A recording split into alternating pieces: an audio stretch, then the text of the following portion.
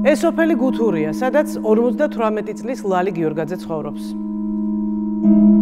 ვეძებდი ჯარს, ავდიოდი 3 კილომეტრი იქნება მეტი თუ არა, იქ რა ზურგში მევიდებდი. გამევიტანი მოუყრიდი აგენს თავს და მე როცა მოუყრიდი თავს, ნენელა ვაბარებდი. აგიჯართიც აღარა უკვე რომ მოვძებნო და რაც აი კაიხნის თავმოყრილია რა ისე ერთი თვის უკან თუ რაცა ჩავაბარია. გამევიდი, ებიღო 27 ლარი. ახანე რა იქნება? დიდი 5 ლარის თუ იქნება. აბა 25 თეთრია კილო.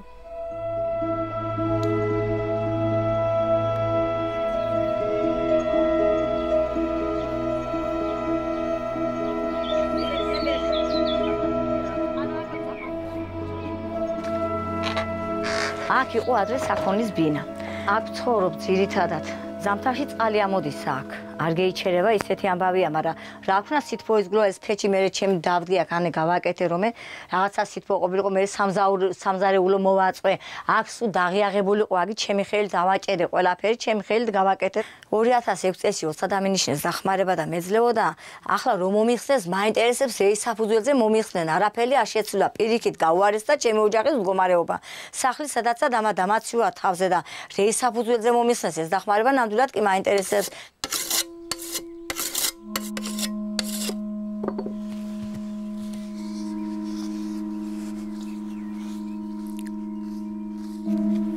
ამის გულობიზა მომიხსნეს დახმარება რა ასხია არაფერი არ ასხია ამ თხით შემოსავალი არაფერი არ ზა ნოექინქლაძემ ისო შემოსავალზე არისო ესო და რა შემოსავალია ანდა 200 და 300 ლარი წინასწამდე რომელიმე ადამიანს ეყოფა საპენსიო ასაკი არ მაქვს ჯერ 58 წელს ვასრულებ ახლა 30 ოქტომბერს მაგრამ პენსია და რამე რომ მქონდეს რა თქმა უნდა მაგენის დახმარება ორკაპიგზა კი მაგრამ მე ასე არ გამჭირვებია ახლა რომ მიჭის ნამდვილად რა დახმარება მომიხსენ და მაწვალებენ და ამდენ 8 თვეა კაპიკი არ მიმიღია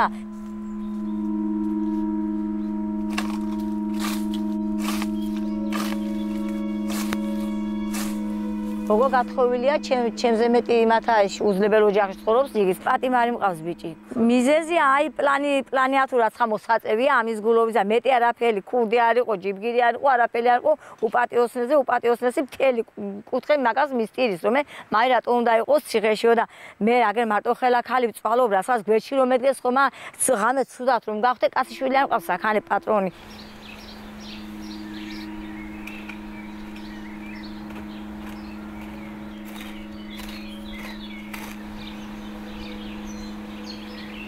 როცა შემეძლო დავდიოდი მოსახლეობაში მირეკავდნენ ხან პოლის მოწმენდა იყო ხეხავდი და კედლებს ეცხავდი და ამით გამქონდა თავი და ახლა არც მაგე აღარ შემიძლია და კი ვარ ასე ჯანდაცვის ისი ქონდა რა ქვია პოლისი ქონდა ექიმთანაც მივდიოდით ანალიზებსაც ვიღებდი ყველაფერზე ახლა არც მაი პოლისი არ მაქვს ექიმთან რომ მივიდე და ანალიზები ვიღო არც მაგე აღარ მაქვს უკვე მე ნათქვი მაქვს რომ ეს სანამდე არ დამინიშნავე ვიბრძოლեմ ბოლომდე მეთქი და შევასრულებ ალბათ მასეც იმიტომ მეკუთვნის, რომ არ მეკუთვნის, მაშინ პენსია დამინიშნო და არ მინდა მაგენის დახმარება მე. რომ მე წამალი ვიყიდო და უკიდურესად მაინც შაქარი უმაღლესი საშხო უნდა გიდე შაქარი საერთო საშუალება ხო უნდა ზეთი რომ ზეთი აი ხო რეით უნდა იარსებოს კაცმა მე არ ვიცი რეით.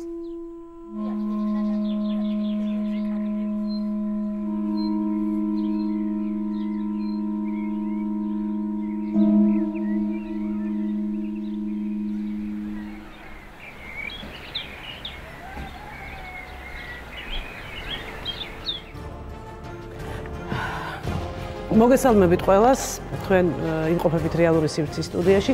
რატომ არ აქვს ქალბატონ ვალის დახმარება ამაზე ცოტა ხანში ალბათ ბატონი გია გაკაჩია გაგცემს პასუხს აუცილებლად და ალბათ ძალიან ბევრი ადამიანი რომელიც დღეს არის სტუდიაში უსათოდ მოყვება თავის ისტორიას და ჩვენ ალბათ თქვენ მიხვდით რომ დღეს ვისაუბრებთ ქულების სისტემაზე. მე რამდენადაც მაქვს ინფორმაცია ქულების სისტემა იცვლება რა როგორ და როგორ შეიძლება შეიცვალოს სახელმწიფოს ხედვა სოციალურ და დაუცველთა მიმართ ამაზე ყველაფერზე ჩვენ დღეს ვილაპარაკებთ გადაცემაში რეალური სივრცე.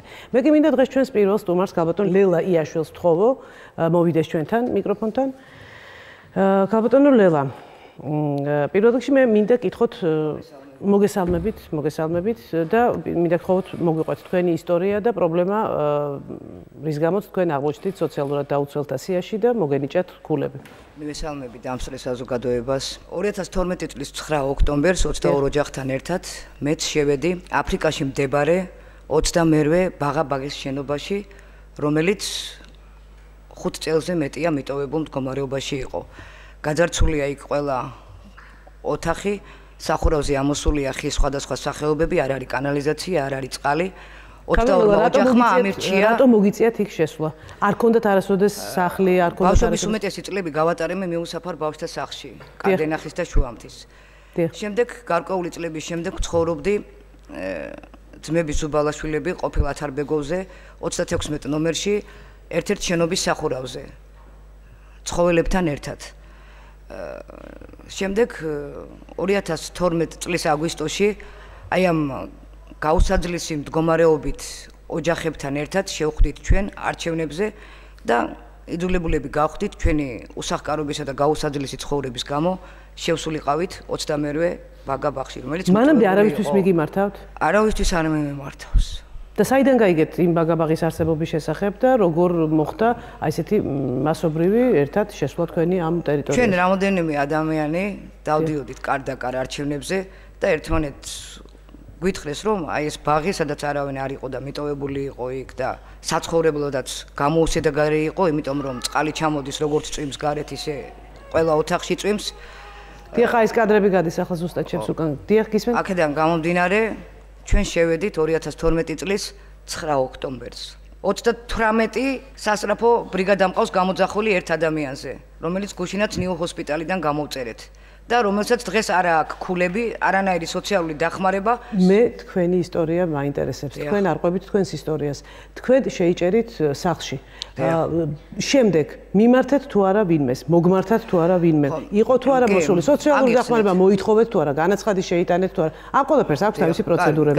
მე აი ეს მაინტერესებს. კარგით, გალბატონო. გისმენთ? შესვლის შემდეგ დაახლოებით ერთ თვეში ჩვენ დაგვიკავშირდა ბატონ ზურაბ აბაშიძის მრჩეველი ქალბატონი ნონა თოდუა და მითხრა ყველა მონაცემები მიგვეტანა, რომ ყველანაირად დაგვიდგებოდა გვერდში. მე მინდა აღვნიშნო, რომ ის რამოდენიმეჯერ იყო ჩვენთან, გულთან აქვს მიტანილი ჩვენი ტკივილი და ყველაფერს ცდილობს ჩვენი უკეთესი ცხოვრების შემოგვიმართება. ყველა დოკუმენტაცია მთხოვა როგორც შენობის კომენდანტს, რომ ვის უჭირდა, ვინ ავადმყოფი იყო, ვის რა წამალი სჭირდებოდა და აქედან გამომდინარე ყველანაირად გაგვიკეთა დახმარება. რაც შეეხება 2 წელი მოვდივართ და აი ამ მდგომარეობაში ვართ, რასაც თქვენ უყურებთ კადრებს, დაგვეხმარა მხოლოდ სტუდენტთა გაერთიანება სამართლიანი საქართველოსთვის, ეს ახალგაზრდა.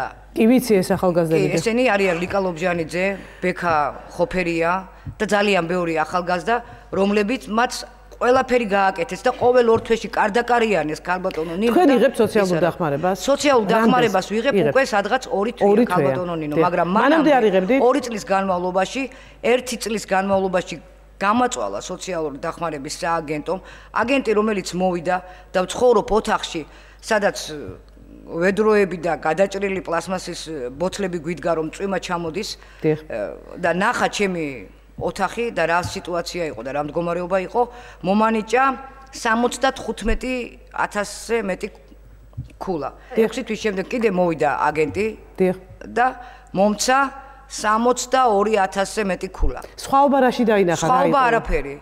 კარგი კითხვა დამისვით. იგივე სიტუაცია, სკამი არა მაქვს იქა, აბსოლუტურად არანაირი სიტუაცია არ არის. კანალიზაცია იქ არ არის, არაფერი იქ არ არის. ერთადერთი საწოლი დგა, რომელიც ისიც ახლობლებმა მომიტანეს და აი ეს მიდგა და მიდგა პატარა ხის მაგით. ანუ ეს ქულები არ იყო საკმარისი რომ იგიღო სოციალური დახმარება? ეს ქულები საკმარისი არ იყო. თუ არ იყო საკმარისი ეს ყველაფერი თქვენ როგორ მიიღეთ დახმარება? 2 თვეა უკვე რაც უკვე ვიღებ სამოცლარს.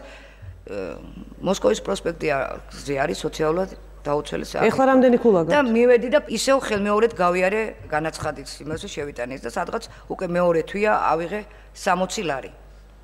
და მაშინ უკვე მომწეს. ქულა რამდენი მოგანიჭეს? ქულა მომანიჭეს 22,000. დიახ. ანუ 75,000-დან ჩამოვიდნენ 32,000. 78,000-დან ჩამოვიდნენ 32,000-ზე. 22-ვე ოჯახი, რომელსაც თქვენ ახლა კურით. ყველა არის ამ სიტუაციაში. ყველა იღებს დახმარებას. მესმის რაც უნდა გეკითხათ. ყველა არის ამ მდგომარეობაში და გული მწყდება რომ მე ვიღებთ 6 ოჯახი და არ იღებს 22 ოჯახი. ზუსტად ანალოგიური სიტუაცია. ვინ არ იღებს თუ შეიძლება? რაც აქ დამსწრე მაყურებელმა ნახა აი ეს სიტუაციაა ყველა ოჯახში. თქვენ შეგიძლიათ ახლა მიმითითოთ ადამიანი, რომელიც არ იღებს ახლა ამ თუთას დახმარებას? აგერ არის ახალგაზრდა ყმაწვილი დავით მესაბლიშვილი. მობრძანდით, თქვენი ისტორიაც გვაინტერესებს. თქვენ გაიზარდეთ თელავის მიუსაფარ ბავშვთა სახლში. თქვენ არა გაქვთ ქულები, არ მოგანიჭეს. იყვნენ თქვენთან მოსულები? კი, ორჯერ გავაკეთე განაცხადი და მეორეთაც იგივე მაღალი ქულები მომეყვა. ანუ მაღალი ქულა პროპორციულად ნიშნავს, რომ თქვენ არ გეკუთვნით. არა, მარტო სამგზავროდ ისარგებლობენ ქალბატონი. გასაგებია. რაიმე შემოსავალი თქვენ გაქვთ? არანაირი. არსად არ მუშაობთ, არანაირ საქმიანობას არ ეწევით. რითი არსებობთ? მაპატიეთ, უნდა დავსვე შეკითხვა. ნუ აი, რა ვიცი.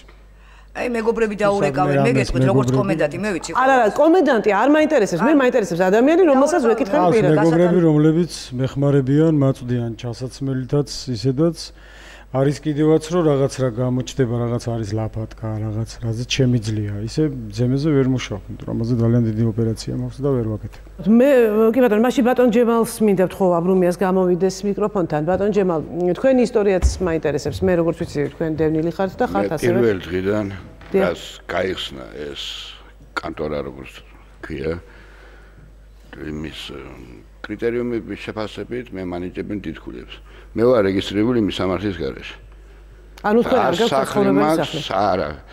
ერთ და იგივე მისამართზე არ ცხოვრობდა, ამას მე სულ განაცხადში ვაფიქსირებ. ხან ავლაბარში მიწევს ცხოვრობა, ხან მოსკოვის პროსპექტზე და აი გიწევთ ცხოვრება რას ნიშნავს? მე მინდა ძალიან განმარტოთ. ვერ ვიხდი თავის დროზე ალბათ თანხას და ხაზეიკა მისუმრებს ამის. ამას არის თვალისწინებს სოციალურ დაუცველთა ბაზაში ქულებს მანიჭებენ მაღალს. მაგრამ რის მიხედვით განიჭებენ მაღალ ქულებს? აი ამ წუთას მე მაქვს კომპენსაცია. ქონდა მაშინ 122 ლარი. ეს რისი კომპენსაცია იყო დავაკონკრეტოთ? ძალოვანი სტრუქტურების თადარიგის ვიცე-პოლკოვნიკი ვარ.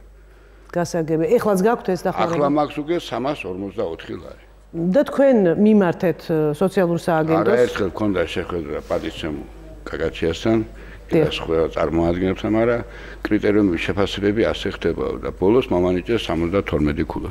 1000 ქულა. აი ეს დახმარება 350 ლარი შეიძლება იყოს ხელით შემშლელი მიზეზი იმისთვის რომ თქვენ აი ეს თანხა ყველაფერი მიდის კომუნიკაციები და გაზი და იმაზე ქირაზე მიდის რა ეს თანხები. მესმის გასაგებია. დანარჩენი რაც რჩება ეს ალბათ ნისია და იმის დაფარვისთვის. გასაგებია, დიდი მადლობა ბატონ ჯემალ. ქალბატონ იან ხეიძეს და ნატო გავაშელს თხოვ ახლა მობრძანდით მიკროფონთან და თქვენი ისტორიები როგორ მოხდით სოციალურად დაუცველთა სტატუსი მოგენიჭათ, ქულები, ყველაფერი ნატო დავიწყოთ თქვენგან. მე სოციალური სტატუსი არ მომანიჭეს, იმიტომ რომ სანამ მოვიდოდი ყოფილ კარდიოლოგიურ ინსტიტუტში, მანამდე ვცხოვრობდი ქირით და მყავდა ავტომობილი, რომელიც გაქირეებული მქონდა და ამ თანხით ვიხდიდი ბინის ქირას და ეს ავტომობილი მე ძღოლმა დაამტრია, საჯარიმოზე აღმოჩნდა ეს მანქანა, მე გავიგე 2 თვის შემდეგ და ვერ გადავიხადე ის ჯარიმა, იმიტომ რომ ქირაც წამომეწია ამ დროს ის საჯარიმოს გადასახდელი ფულიც და ნუ ეს მანქანა არის საჯარიმოზე. 5 წელია უკვე იქ არის. დაგროვდა საკმაოდ ისე დიდი თანხა. ეს მანქანა არის მცხეთაში, ასე ვთქვათ, მუსორნის ვარკა არის თუ რაღაც აი ერთმანეთზე როდევს რა მანქანები. აბსოლუტურად უვარგისი რომ არის და ნუ ამას მეთვლიან დიდ ქონებაში და არ მეკუთვნის სოციალური დახმარება. და თქვენ თვითონ აღრიცხვიდან რომ მოგესნათ ეს მანქანა გიცდიათ? კი, როგორ არა, მე მივმართე იქ იურიც და უთხარი რომ ნუ ეხლა 18000 ლარს რანაირად გადავიხდიდი. ოჯახში რამდენი ხართ ნატო? ოჯახში ამჟამად ეხლა მე და ჩემი შვილი ვართ. და გარდამეცვალა მათ კარდიოლოგიურ კლინიკაში და ჩვენ რომ ვერ შეჭრილები კარდიოლოგიურ კლინიკაში შეიძლება. ნუ არ ვიცი ხა ჩვენ ვარ შეჭრილები თუ თვითონ ჯანდაცვის სამინისტრო შემოიჭრა ყველა ჩვენგანის ოჯახში და შეიძლება ბევრი ჩვენგანის ოჯახში და გავყიდეთ ჩვენ მე სახლები და დავრჩით ქუჩაში და მე ვგულისხმობ შემოჭრას იმიტომ რომ აი ჯანდაცვის სამინისტრო შემოჭრა აი ეს მაინტერესებს დაგიკონკრეტებთ დიახ ნუ ეს არის ჩემი აზრი ნუ მე ბინა გავყიდე იმიტომ რომ ჩემი ძმა მოყვა ავარიაში და სასწრაფოდ ჭირდებოდა ხერხემალზე ოპერაციის გაკეთება ბინა გავყიდე 3 დღეში დიახ ნუ არ მქონდა არანაირი შემოსავალი და რა უნდა მეკლა იქ იმ ხელა თანხა იყო ოპერაციის დროს გადასახდელი უნდა ინვალიდის სეტლში ჩამჯდარიყო და ბოლოს აღმოჩნდით ასე სოციალური დახმარების სტატუსის მქონეები და ნუ ესე ამასაც არ გვაძლევენ იმიტომ რომ მე ხა იმ მანქანას მithვლენ არ ვიცი ალბათ ფერარში და დიდ ქონებაში მე არც შემოსავალი მაქვს არც ინვალიდი ვარ რომ პენსია მქონდეს არც შრომის უუნარო ვარ მაგრამ სამსახური ფაქტიურად ვერ ვიშოვე.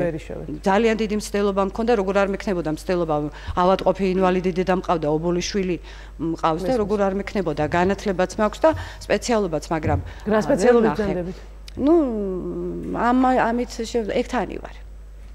მუშაობდი ონკოლოგიურში, მაგრამ რადგან გაიყიდა ონკოლოგიური არც გიცდიათ შემდეგ თქვა კი როგორ არა ვცადე, მაგრამ ნუ ასაკი დამიწუნე ზოგმა, რა დაივიწუნა ზოგმა ფიზიკურობა, ზოგმა ასაკი, ზოგმა რა, ზოგმა. მე მაინტერესებს კარდიოლოგიურში როგორ მოხდა? კარდიოლოგიურში როგორ მოვხდი და როდესაც ვერ გადავიხადე უკვე ბოლო ქირა, ბოლოებიდან უკვე წასასვლელიც აღარსა და აღარ ქონდა და წინასწარ უნდა გადაგვეხადა ქირა რომ მივეღე ვინმეს სახში და ეს არ მქონდა ეს წინასწარ მისაცემი თანხა და 3 ღამე ვიყავით გურამიშვილის პარკში, სადაც აი საქანელები რო ჩამოგვიკიდა სააკაშვილმა და ჩვენი მშიერი ბავშვები უნდა ვაქანაოთ იქ, ისედაც ქანაობით დადიან, არ ჭირდებათ ეგ.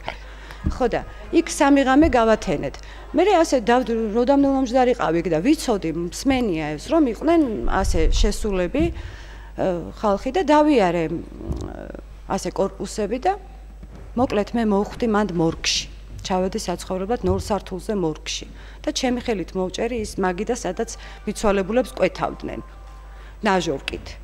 აქ ჩავიყვანე ჩემი გულით ავადმყოფი დედა, რომელიც ამ დაავადებით გარდაიცვალა ახლა თებერვლის თვეში და 14 წლის შვილი.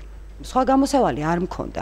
საწავსულიყავი. კი, როგორ არ მე კი არა ჩემმა შვილმა თვითონ სად აღარ შეიტანა, განათლების სამინისტროში შეიტანა განცხადება, ჯანდაცვასით შეიტანა, მაგრამ იცით, აი არ დარჩა არც ერთ სამინისტრო, მე მგონი რომ არ მივმართა თვითონ დედაჩემაც, შვილმაც და რომელ წლებში იყო ეს? აი მიმართვა როდის? შარშან წინ. მოვიდა ვინმე შეამოწმა კულები მოგანიჭა? არავის იქიდან აი არანაირი პასუხი არ მოგვსულა იქიდან და უბრალოდ ისეთი შთაბეჭდილება მრჩებოდა რომ მე მგონი ის ჩვენი განცხადება ადრესატამდე არც მიდიოდა. ახლა ნუ გამოჩნდა ფართი და ამოვედით ზემოთ პირველ სართულზე. გასაგებია. ია, თქვენი ისტორია გვაინტერესებს. მე დავიბადე და გავიზარდე თბილისში. მოხდა ისე რომ ჯერ დედა დამეგუპა, მე მამა და ჩემი გაჭირვების გულისთვის ჩემი ძმა და ჩემი და დარჩენ ქუჩაში გაყიდეს ბინა, 5 ოპერაცია მაქვს გაკეთებული. ვიყავით ჩემ დასთან ნათესავის ბინაში ერთ ოთახიანში.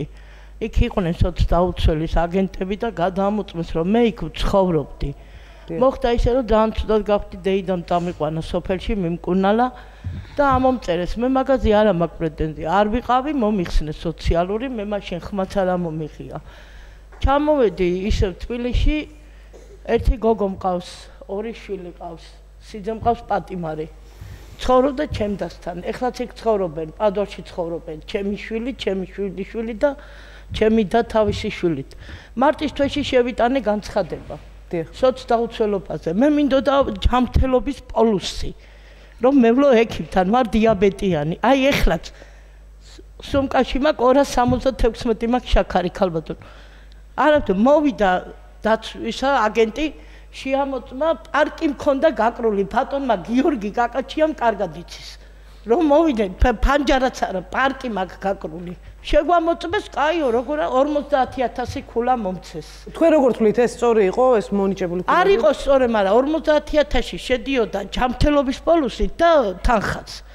და თქვი მეთქი რახან მაძლევენ აღარ გავასაჩიმ. ავედი აგვისტოს თვეში, აგვისტოს 20-ში. რატო არა მაქვს მეთქი თანხა დარიცხულდა.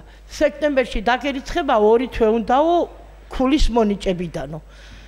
სექტემბრის 20-ში ავედი და მითხრეს 90000 ქულა გაქო. ვიღაცა ნათესავები 600 ლარით გეხმარებიან.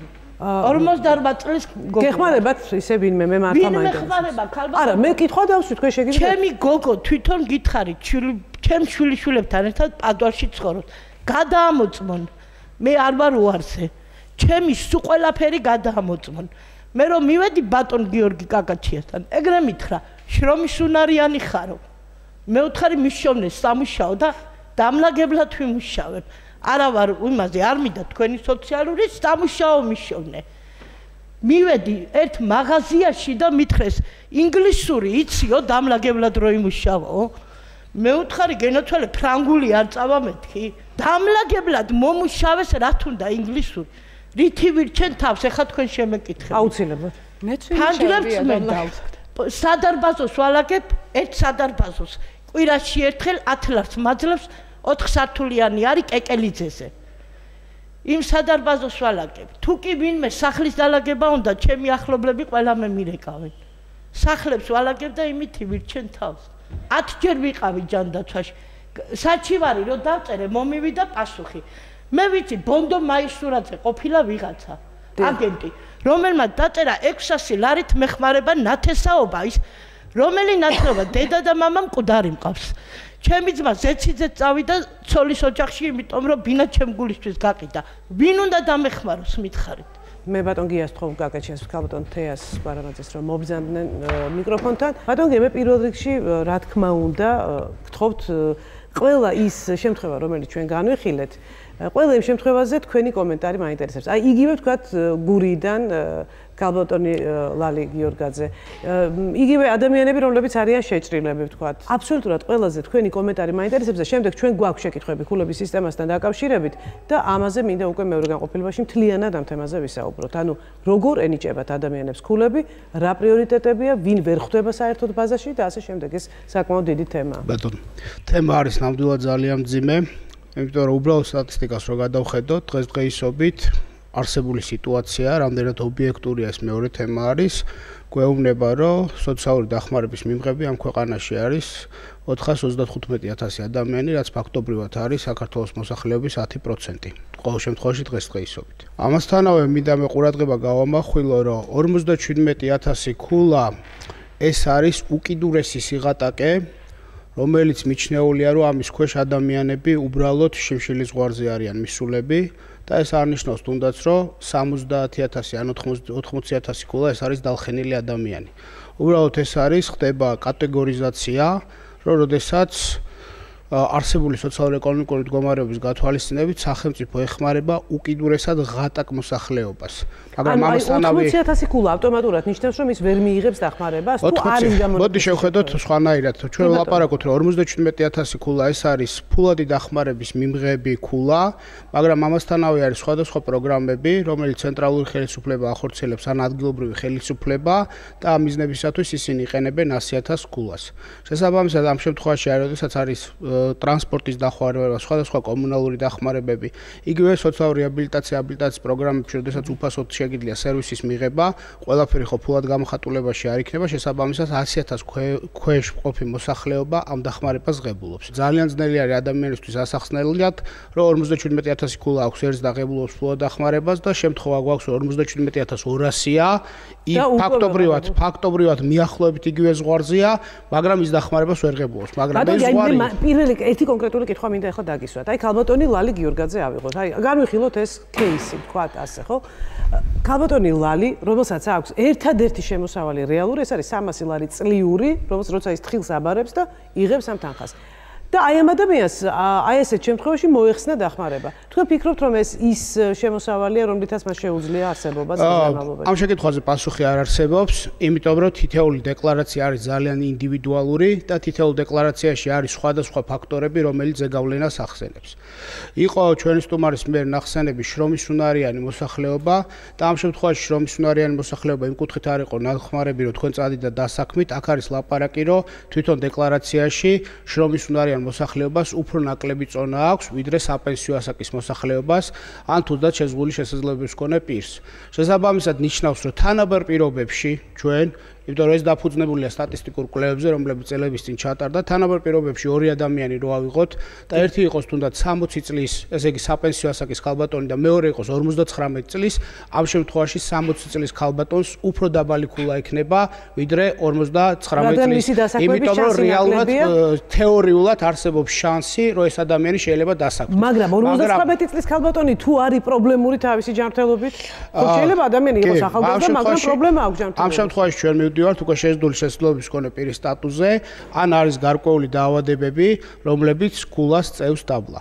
შესაბამისად, ზოგადი კომენტარი რო გავაკეთოთ, ჩვენს ქვეყანაში, რა თქმა უნდა, თავის დროზე და ფაქტობრივად დღესაც შეუძლებელი იყო შემოსავლების ადმინისტრირება და მოგეხსენებათ, რომ დასავლეთ ევროპულ ქვეყნებში ნებისმიერი სოციალური დახმარება პირდაპირ კავშირშია ოჯახის საშუალო შემოსავალთან და ამის და მიხედვით ღებულობენ ისინი სახელმწიფოს მხრიდან დახმარებას, რახან ამის ადმინისტრირება ვერ ხერხდებოდა ქვეყანაში, ზუსტად ამიტომ დაინერგა ეს მეთოდი, რომელიც დაფუძნებულია კონკრეტული ოჯახის სოციალურ-ეკონომიკური მდგომარეობის შეფასებაზე, სადაც არის საკმაოდ ბევრი კრიტერიუმები თუ როგორ უნდა მოხდეს ქულის შემუშავება. ძალიან მინდა ერთი რაღაცა რომ ყველასთვის გასაგებ ენაზე რომ ვისაუბროთ და აი აბსოლუტურად ყველამ რომ გაიგოს რას ნიშნავს ეს ქულების მინიჭება და რა კრიტერიუმებით ენიჭებათ ეს ქულები ადამიანებს. მოდით აი თავიდან მოვყვეთ ამ ქულების შემუშავების სისტემას. როგორ ენიჭებათ ადამიანებს ეს და რა ადამიანები ვერ მოხვდებიან ვერასოდეს თქვენს ბაზაში. იგივე შემოსავლების ადმინისტრირება როგორ ხდება? აი ქალბატონი ია ხეიძის შემთხვევაში. გისმენთ ქალბატონთი ამ შემთხვევაში თქვენ შეგიძლიათ გავგზავნოთ პასუხი. ქალბატონი ია ამბობს რომ მას უთხრეს რომ ის 600 ლარს იღებს ვიღაცისგან დახმარების სახით. როგორ შეგვიძლია ჩვენ დავადასტუროთ, დავამტკიცოთ რომ ეს ნამდვილად ასეა? როგორ ხდება ამის ადმინისტრირება? მოგესალმებით კიდევ ერთხელ ყველას. რაც შეეხება ქულების სისტემას. რატომღაც მოსახლეობაში გავრცელებულია აზრი რომ თუ კი შემოსავალი გადააჭარბებს 200 ლარს ან 300 ლარს ეს ავტომატურად იწვევს ქულების გაზრდას. მაგრამ ეს ასე არ არის. ჩვენ უნდა ვიცოდეთ რომ სოციალურ-ეკონომიური მდგომარეობის შეფასების ფორმულა მოიცავს ძალიან ბევრ კრიტერიუმს. მათ შორის თითოეული ოჯახის თითოეული წევრის ფიზიკურ მდგომარეობას, ჯანმრთელობის მდგომარეობას, უძრავ ქონებას, ადგილს სადაც არის ეს უძრავი ქონება, ანუ საცხოვრებელი პირობები. აი კიდევ ერთი ქალბატონია, როდესაც ხდება ასე. მივედით ერთხელ, შევამოწმეთ ეს ადამიანი, 2 წელიწადში მივედით და ქულები იცვლება, ან იზრდება, ან მცირდება. ამასობაში ადამიანები ამბობენ რომ მათთვის არაფერი არ შეცვლილა, არანაირი დამატებითი, ვთქვათ, ღირებულების არც საგანი არაფერი არ შეუძენიათ და ვერც შეიძენდნენ, იმიტომ რომ ისინი ფაქტიურად არიან სოციალურად დაუცველები. აი ეს ცვალებადობა, აი ამას რა იწვევს? გეტყვით, მოგახსენებთ ახლა, ანუ ეს ქულების მთელი სისტემა არის დაფუძნებული ძალიან ბევრ კრიტერიუმზე და ქულა რაც საბოლოო ჯამში გამოდის, ეს არის ერთობლიობა აი ამ ყველა კრიტერიუმის. მათ შორის არის განათლების ინდექსი, ანუ საშუალო განათლების არის უმაღლესი, საერთოდ არის წერა კითხვა, მათ შორის მაგალითად არის თამბაქოს მოხმარება, არის რომ საჭიროებს პერმანენტულ მედიკამენტოზურ მკურნალობას და ძალიან ბევრი კრიტერიუმი. მათ შორის რა თქმა უნდა არის შემოსავლები და არის უშუალოდ საჭიროებები, რა საჭიროებები აქვს ოჯახს. შესაბამისად, დიდი ნაწილი დეკლარაციის არის ობიექტური ინფორმაცია, ანუ რასაც ჩვენ ვიღებთ თითოეული უწყების მიერ წარმოებული ელექტრონული ბაზებიდან, არის ოჯახის მიერ დეკლარირებული ინფორმაცია, აი უშუალოდ რასაც თვითონ იძახის და აი ქალბატონია შემთხვევა, რომელსაც აქვს დიაბეტი. დარწმუნებული ქალბატონი, მაგრამ ალბათ უნდა ვივარაუდოთ, რომ სოციალური მე თქვენ ძალიან კარგად მიკროფონში უნდა ვისაუბროთ, ისე არის მის. იმიტომ რომ ეს არის შემთხვევა, რომ აი კონკრეტული მაგალითები რომ გავიაროთ, ეხლა უკვე დიდი ხნის გამოცდილება მაქვს ამ დეკლარაციების კითხვის. რეალურად პირველ შემთხვევაზე გურიაზე რაც დავინახე მე, ამ შემთხვევაში იყო იგივე თემა, შრომის უნარიანი ქალბატონი იყო არასაპენსიო ასაკის, რაც უფრო მაღალ ქულას აძლევს. იქ იყო ოჯახის 2 წევრის შვილები, რომლებიც ოჯახიდან გასულები იყო და დეკლარაციაში ესეც ასახავს პოულობს, იმიტომ რომ ზოგადად იგულისხმება რომ შვილი გარკვეულ შემთხვევაში მშობელს უნდა ეხმარებოდეს, ამას შეიძლება მაღალი ქულა არ ქონდეს, მაგრამ რაღაც ქულა აქვს. ამასთანავე ამის გამო შეიძლება მოეხსნა ამ ქალბატონს დახმარება? მოხსნით არა, უბრალოდ ქულას აწევდა. არა, მოხსნაზეც მივიდეთ. რეალურად რა შეიძლება იყოს? ამ შემთხვევაში იყო მიწა, რომელიც მუშავდებოდა, ამ შემთხვევაში იყო 300 ლარი, რომელიც დიდი რაოდენობის თანხა არ არის, მაგრამ გარკვეული ქულა უკვე ამასაც წარმოადგენს, იმიტომ მეორე ოჯახი შეიძლება წლის განმავლობაში ამ შემთხვევაში ლაპარაკი. მეორე ოჯახი შეიძლება საერთოდ არ ქონდეს და რა თქმა უნდა 300 ლარს უფრო მეტი დატვირთვა იქნებოდა და რაც შეეხება მოხსნებს. მე მინდა შეგახსენოთ, რომ 2013 წლიდან საკმაოდ გამკაცდა ადმინისტრირების წესები. ადრე რაც იყო პირდაპირ დაფუძნებული კონკრეტული ოჯახის ინფორმაციაზე, ამის 2013 წელს ჩვენ დავიწყეთ ამ ინფორმაციების გადამოწმებები. 2013 წლამდე თუნდაც შემოსავალზე ინფორმაციას ჩვენ ვიღებდით ოჯახიდან და ვენდობოდით ოჯახს. 2013-დან ჩვენ პირდაპირ შემოსავლების სააგენტოსთან გვაქვს სტომა და ვღებულობთ ამ ინფორმაციას. ავტოსატრანსპორტო შემთხვევებში ჩვენ ვენდობოდით ოჯახს. გქონდა თუ არა ავტოსატრანსპორტო საშუალებები. 2013 წლის მერე პირდაპირ შესაძლოა ბაზასთან გვაქვს სტომა და იქიდან ვღებულობთ ინფორმაციას. ამასთანავე ძალიან პრობლემური შემთხვევები აღმოჩნდა, როდესაც იყო საზღვრის გადაკვეთა. იმიტომ რომ რეალურად ჩვენ საზღვრის გადაკვეთიდან ვღებულობთ ინფორმაციას, რომ გარკვეული პირები, რომლებიც ჩვენ ბაზარში არიან, თუნდაც ზოგს 2 წელია საქართველოს დატოვებული აქვთ და უკან არ დაბრუნებულან.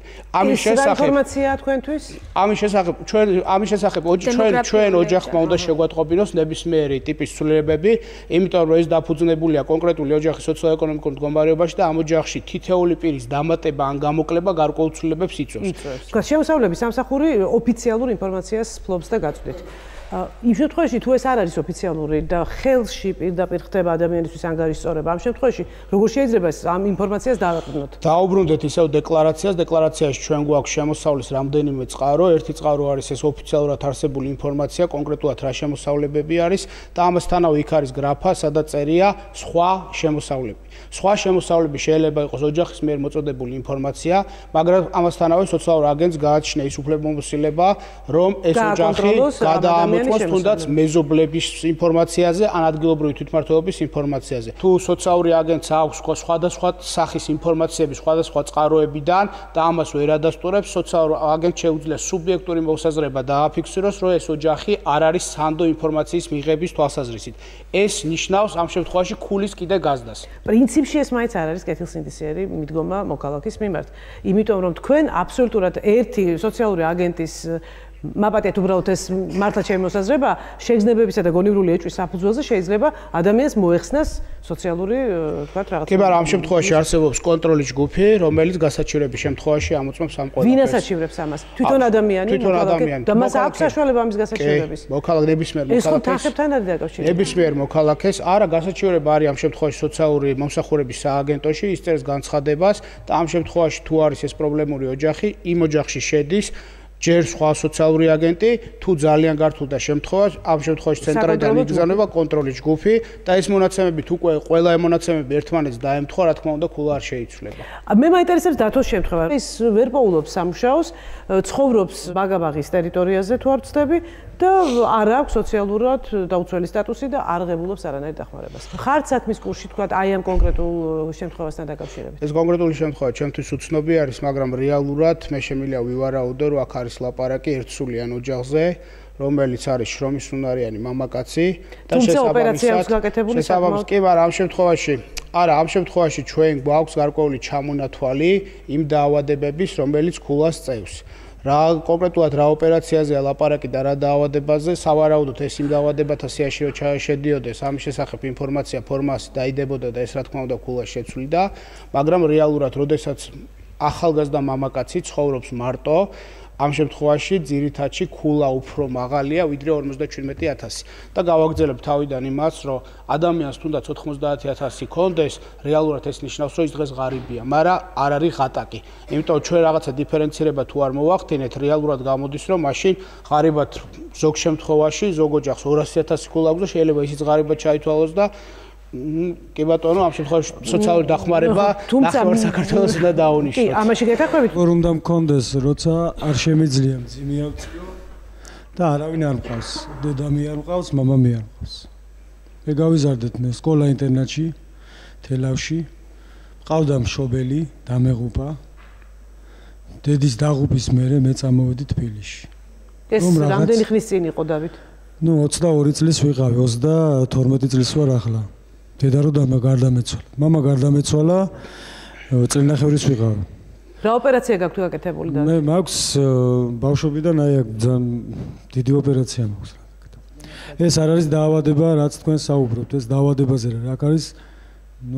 მაგის ისიც არ მქონდა, რომ მე მივსულიყავი კლინიკაში და რამე ფაქტურა და ანუ თქვენ ფორმა 100 უნდა წარმოგედგინეთ. სოციალურის რო გავაკეთე, ორჯერ ვიყავი თქვენთან მოსული მანდ. ერთხელ მოვიდა მაღალი დამიწერა, არანაირი არაფერი არ იყო, მეორედ მოვედი, კიდევ მაღალი დამიწერა. რითი დაასაბუთა ის, რომ მაღალი ქულები მოგანიჭათ? თქვენ ფულადში არ ხვდებით. ასეთი და რითი დაასაბუთა თქვენ არ გიჩვენეთ რა? ქულა რამდენი მოგანიჭათ? ქულა რამდენი? ზუსტად არ მახსოვს, მართლა არ მახსოვს, იმიტომ რომ მაღალი ქურებია. ერთი ქულით მაღლა ხარო, ასე მითხრეს, რომ ფულადში მოხვდე. რეალურად მაშინ მე რა თემასაც ვიყავი შეხებული, აქ არის იმ თემაზე, რომ მიახლოებით 60,000 ქულის ფარგლებში იყო. სარეცხი მანქანები არ მაქვს, მაცივარი არ მაქვს. გასაგებია, მაგრამ მე თემა დავიწყე. ოთახში მაქვს ტუალეტი, ბოდიში სიტყვაზე. თემა დავიწყე იმითი, რომ ჩვენ ლაპარაკი გვაქვს ღატაკსა და ღარიბს შორის. მუდმივად იქნება იმ ზღვარ შორის გავლება. რეალურად ღევანდელი მეთოდოლოგია, რაზეც არის დაფუძნებული, ცალსახად გეუბნებით, რომ ახალგაზრდა მამაკაც თქვენ არ ამბობთ თქვენ დაავადებას, შეიძლება ძალიან მძიმე ოპერაციაც აქ გადატანილი, მაგრამ კონკრეტულ დაავადებებს ჩვენ ვერ შევეხეთ. ამ შემთხვევაში ახალგაზრდა მამაკაცი, რომელსაც არ აქვს ან შეზღუდული შესაძლებლობის მქონე პირის სტატუსი, ან სხვა რაღაცა დადგენილი დაავადება, იმას როგორც წესი უფრო მაღალი ქულა მოდით. ეს იმას კი არ ნიშნავს, რომ თქვენ დიდარი ხართ, უბრალოდ გეუბნებით, რომ დღევანდელი მეთოდოლოგია არ არის, შეიძლება თლიანად ყოფილი. ჩვენ დავიწყეთ მეწარმეთა ბაზების გადახედვა, ბევრს სიტყვაზე სოციალური დახმარება შეუჩერდა იმის გამო, რომ თავის დროზე იყო ინდივიდუალური მეწარმე დაფიქსირებული და მას უფიქსირდებოდა ბრუნვები. მე მგონი ჩვენ სტუდიაში ვისაც ინდმეწარმე იყო. სახელი გვარი გისმენთ? მოგესალმებით, პირველ რიგში ვარ ია დიდებულიძე, მარტოხელა დედა, შეჭრილი ვარ კარდიოლოგიურში, რომ გავაკეთე სოციალური და ამ სოციალური რო გავაკეთეთ და ისაქვია მოვიდა ბატონი გიორგი და მონიჭებულ ქულებზე რომ დავსულიყავი იმ დღეს მოვიდა ბატონი გიორგი, ვერ მოვასწარი ასლა, 2 დღის მერე მირეკავენ და მეუბნებიან ჩაკეცილი გაქვთ სოციალური. რას თაობაზე მეთქი რომ შევეკითხე, ასე მიპასუხა ზეიდან იყო ბრძანება. იმის მერე არაფერი, მერე მივიდნენ და მითხრეს, რომ ვითომ ინდმეწარმე ვიყავი და ბრუნვა მქონდა. წავედი, მოვიძიე საბუთები, არანაირი ინდმეწარმე არ ყოფილა და არანაირი ბრუნვა არ მქონია მე. გაასაჩივრეთ? არა, არ გამისაჩივრები, არანაირი. აღიდგინეს თუ არა? არც აღმიდგინეს და არც არაფერი ჩაკეცილია დღემდე, მაგრამ რა საფუძველზე ვერ ხვდები. ფაქტია, რომ ხარვეზები გულოლების სისტემის მინიჭებაში არსებობს, ეს თავად ბატონმა გიამაც აღიარა. ჩვენ 2 წამით გავალთ სარეკლამო ჭრაზე და დაბრუნების შემდეგ სწორედ ამ ხარვეზებზე ვისაუბრებთ.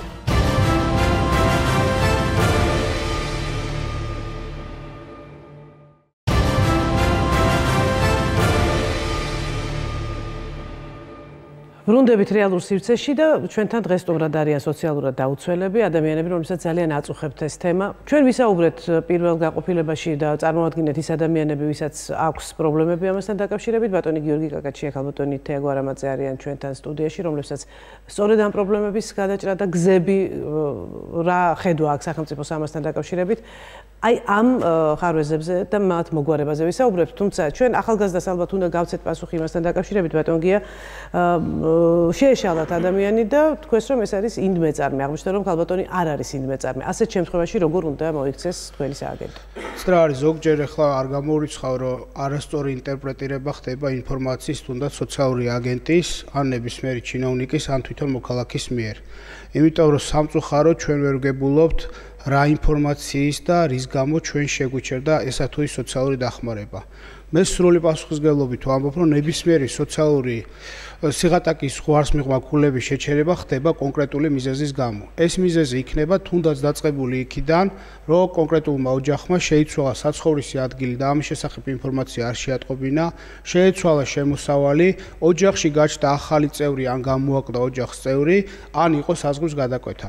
შესაბამისად, რიგ შემთხვევებში ისინი შეიძლება თავიდან ბოლომდე სრულყოფილ ინფორმაციას ვერ ღებულობენ და თუნდაც ის, რომ ზოგი ოჯახი ამბობს, რომ 200 ლარის შემოსავალი გამიჩნდა და ეს არის შეწყვეტის საფუძველი, ეს სულაც არ ნიშნავს ამას. შესაბამისად, ამ შემთხვევაში ალბათ უფრო მეტი ინფორმაცია უნდა გავუცეთ ჩვენ და ბოლომდე მივიყვანოთ კონკრეტული მიზეზი თუ რატომ მოხდა სოციალური დახმარების შეჩერება და უფრო კარგად უნდა აუხსნათ მოსახლეობას. ზუსტად ამას ვაპირებთ ახლა, იმიტომ რომ 435,000 ადამიანი ახსენეთ თქვენ, ადამიანები, რომლებიც არიან სოციალურად დაუცველი სტატუსის მატარებლები და რომელსაც აქვს ძალიან დიდი პრობლემა. თუმცა ამ დახმარების გზაზე რაღაც ხარვეზები არის აღმოჩენილი და სწორედ ამ ხარვეზების გამოსწორებაზე მინდა ვისაუბრო თქვენთან ერთად და პლუს ქალბატონი თინა დავიხმარო და ქალბატონი ნინო, თუ შეიძლება მოვბრძანდით მიკროფონთან და მე პირველი კითხვა რაც მინდა დაგისვათ, პირველ რიგში ნინოს მინდა შეკითხვა დაუსვათ, თქვენ ორგანიზაციამ ძალიან კარგი კვლევა ჩაატარა და როგორ ხდებიან ადამიანები სოციალურად დაუცველთა რიგებში? რა ძირითადი პრობლემებია ხოლმე, რომელიც მიიყვანს ადამიანს აი ამ მდგომარეობამდე? ეს კვლევა ჯერ არ დასრულებულა, თუმცა პირველადი შედეგები იძლევა ესეთ რეზულტატს, რომ ძირთადად მიზეზები გამომდინარეობს სოციალური და ეკონომიური მდგომარეობიდან, თუმცა რა თქმა უნდა იქ არის სხვა მიზეზებიც, როგორც არის მაგალითად ოჯახური ძალადობა ან ჯანმრთელობის მდგომარეობა, შეზღუდული შესაძლებლობების მქონე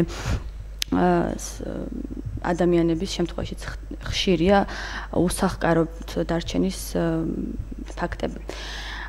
ძირითადად სახელმწიფო ამ შემთხვევაში უსახკარობას უგულისხმობ ბოლო პერიოდში განსაკუთრებით მას შეცვალა დამოკიდებულება ამ ადამიანების მიმართ გახდა უფრო რეპრესიული პოლიტიკა და მანამ შემთხვევაში როცა ისინი იკავებენ ტერიტორიებს, სახელმწიფო ტერიტორიებს. თუმცა აი შეჭრამდე სანამ მივალ უსახკარო ადამიანი, რომელსაც არ აქვს მისამართი, ის უბრალოდ ვერ დარეგისტრირდება ბაზაში, რადგან სოციალური აგენტი ვერ შეაფასებს მის ქონებრივ მდგომარეობას. ასევე არ აქვს რეპრესიულ მიდგომაში ნინო.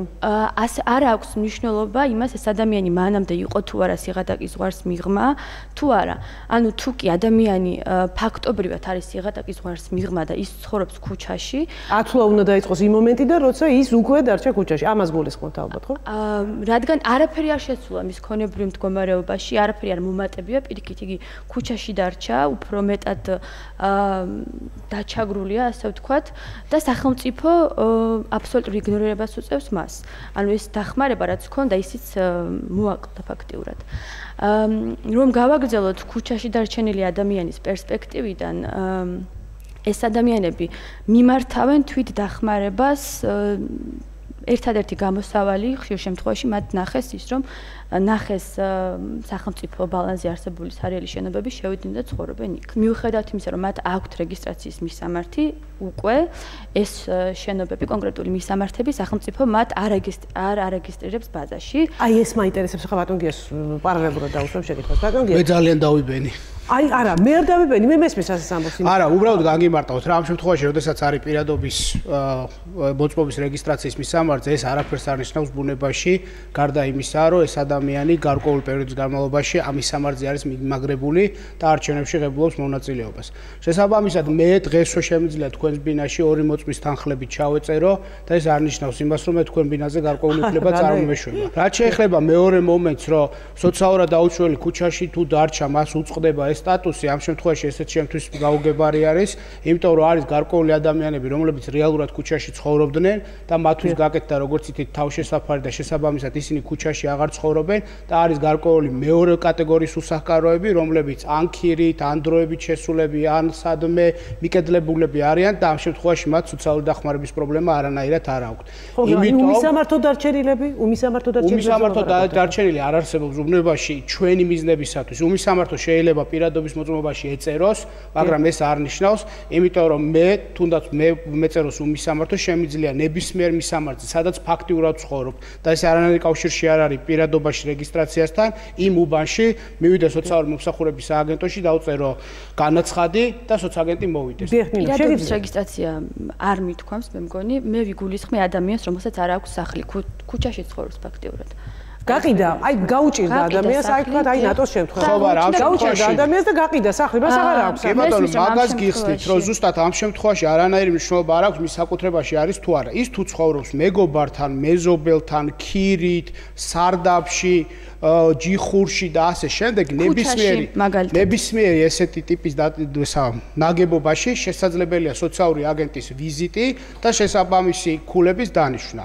მაგრამ მეორე შემთხვევა, თუ ეს ადამიანი მართლა ქუჩაში ცხოვრობს, მაგაზე გიპასუხეთ, რომ თებერვალში გაკეთდა ზუსტად ასეთი ტიპის კატეგორიებისათვის ის თავშესაფარი, რომელიც არის მოსკოვის პროსპექტი. მოდით დღეს ჩვენ მაინც გამოვიყენოთ დრო მაქსიმალურად ქულების მინიჭების თაობაზე და სოციალური პოლიტიკის თემასთან დაკავშირებით. მე ვიცი თინა თქვენ ბევრი გაქვთ ამაზე ნამუშევარი და მაინტერესებს თქვენი აზრით, რა ხარვეზებს ხედავთ სახელმწიფოს მიდგომაში, აი ამ სისტემაში საერთოდ და რა რეკომენდაციას მისცემდით თქვათ მთავრობის წარმომადგენლებს?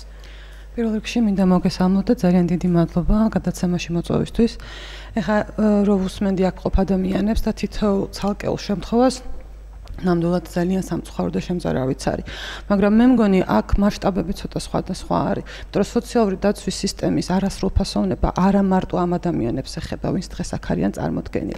გაცილებით უფრო მეტ ადამიანს მოიცავს. ეხლა მე წარმოვადგენ გაეროს ბავშვთა ფონდს. შესაბამისად, ჩვენი ერთ-ერთი ძირითადი მიმართულება არის შევხედოთ, რამდენად სახელმწიფო ახორციელებს ისეთ პოლიტიკას, რომელიც ბავშვზე არის ორიენტირებული და რამდენად ითვალისწინებს ქვეყანაში ცხოვრებ ღარიბ ბავშვებს მათ ოჯახებიანად.